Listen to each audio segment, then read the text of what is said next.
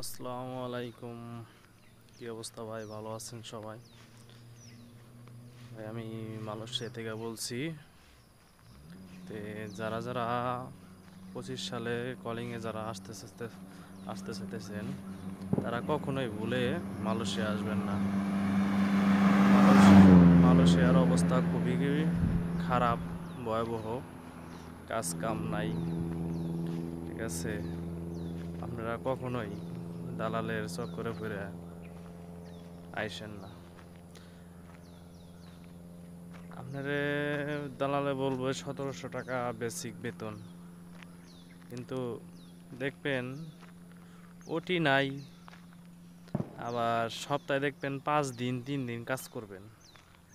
হ্যাঁ, এরকম দেখবেন আপনার বেসিকে থেকে টাকা কেটে নিচ্ছে, তারা এটা ছুটি দেব না। এটা ভাবেন না যে 1700 টাকা বেসিক বেতন দেব, বাস ওই হিসাব করে আপনারা আবার আইসেন না। দেখবেন আপনাদের বেসিকে থেকে টাকা কাটতে কাটতে নিজের খাবার টাকাটাও থাকবো না পকেট থেকে।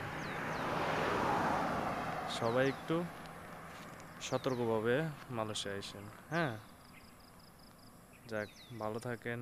খোদা হাফেজ।